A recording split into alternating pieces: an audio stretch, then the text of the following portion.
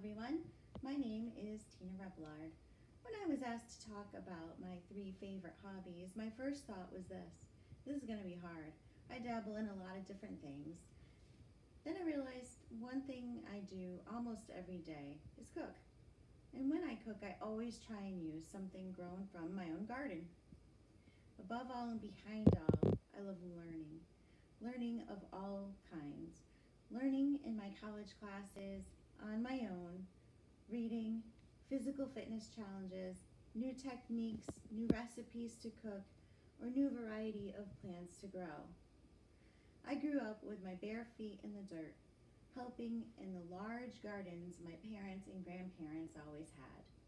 As a child, I spent hours outside, feet directly in the earth, drinking from the garden hose, and snacking on snap peas, cherry tomatoes, green beans, and rhubarb, straight from the family garden. They grew so well because every spring we added some aged manure, tilled it in. I have carried on the tradition of organic gardening and passed the green thumb along to my own children. Finding kids are more likely to eat vegetables if they've had a hand in growing and harvesting. And also, I wouldn't have to worry about any harmful pesticides that might be on our produce. I love attending the agricultural fairs such as Bethlehem and Goshen, and they give me inspiration for my own gardens.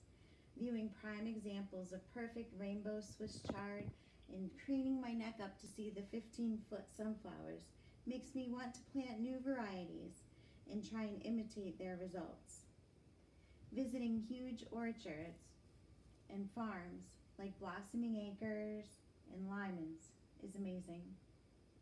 I love the long rows of golden sunflowers, squares of shiny green peppers, and vines dangling bright red tomatoes, dotting their own areas. Not all is imitation, however. Instead of separate gardens or areas for different species, I mix flowers in with the veggies as they grow. Besides providing aesthetics, they draw the pollinators and make lovely bouquets as well as food sources. Sunflowers bend their heads after blooming, heavy with seeds that humans, birds, and squirrels love. Marigolds act as insect and slug deterrents, and spiky purple chive blossoms wave their onion fragrance in the herb garden. Herbs such as oregano, thyme, dill, and parsley can be snipped, tied in small bunches, and dried. These will last until the next growing season if stored in a mason jar. It's wonderful to open a mason jar in the middle of winter and smell its fresh, piney scent. Rosemary and thyme both go very well with chicken, and the fresh blend of basil and oregano perfects a tomato sauce. Cooking, the art of blending flavors and ingredients into a meal which sustains one's family, is such a joy for me. Being able to watch as others enjoy my labors and indulge in my flavors I prepared for them, savoring a pasta marinara full of aromatic herbs and tomatoes from my garden, gathering around the table, and listening to friends and families tell stories while they pat their stomachs with contentment is very fulfilling to me. Continuing family traditions such as preserving my mother's red raspberry jellies, preparing my godmother's amazing chicken soup recipe, and serving the best roasted turkey dinner is so important to me. Food smells have been proven closely linked with memories, and just sniffing the air transports me back to the sunny kitchen with the green cabinets, watching a steam rush out of the pressure cooker, and my aunt smiling at me. I am able to reminisce while making new memories. And just as we are continually making new memories in life, there is always something new to learn about, new ways to grow plants, new invasive species to learn about, new information on carcinogens, new cooking techniques, or new recipes, learning a secret tweak which produce amazing results in your project, mixing flavor profiles together. The ideas are endless. A source of great learning inspiration is watching cooking shows. Gordon Ramsay's Master Chef series, watching brilliant home chefs perfect cooking techniques and plating skills, and listen to why they combine certain flavors, or viewing their failed techniques, is always entertaining and educational. Gordon Ramsay is a master chef, world renowned, and he asks, "What did you do here? How did you achieve this result?" He teaches, never finish a meatball in the oven. It gets tough and may not be cooked through as it would if finished by simmering in a sauce. He both gives direction and is open to receiving an education. I say educational because there is science in cooking. How can meat cooked in a broth, something made mostly of water, be dry? Searing all sides before simmering helps hold the juices in, preventing this. Who knew those dry little yeast granules were actually alive? And you can't use water that's too hot or it scalds them, and your bread won't rise. Why won't a gelatin set if you use fresh pineapple?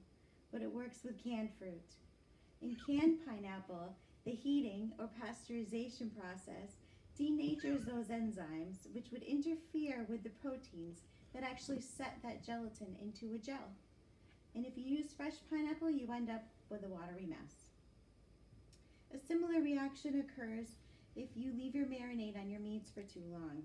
The acids denature the meat proteins, resulting in a grainy, broken down, unpleasant product. Technique matters.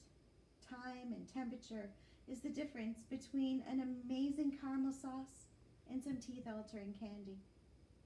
And just as some substances can alter your teeth, others may alter your genes, your food's genes, or kill off our pollinators.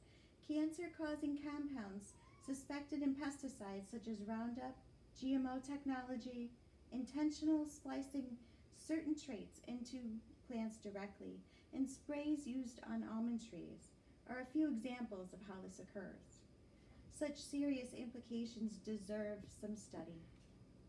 Ask questions. You can choose to buy almonds from certified organic growers. You can buy heirloom seeds which have not contained gene splicing. Spray your plants with cayenne pepper and water instead of using a man-made chemical pesticide. Live with the dandelions. They are such bright yellow and fun to wish on. Learn about these issues and take steps after you decide how you feel about it. Asking questions, observing a mentor, taking cooking classes, reading and watching videos are all ways to continue educating yourself. Mastery of basic skills lays a solid foundation upon which to build, but the more you know, not just about one subject, but diverse subjects, the better off you are. Knowledge is power. Knowledge in biology of the insect world, for instance.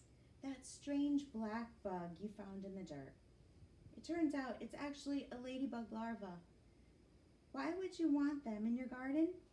Because ladybugs dine on aphids, those tiny green vampire pests which suck the plant juice out of your tomato stems and make the plant susceptible to disease, affecting your crop size and reducing the meals you are able to cook from them. Everything is connected. People, plants, environments. Learn, grow, cook, learn some more. I think this is why I couldn't identify my main hobbies initially.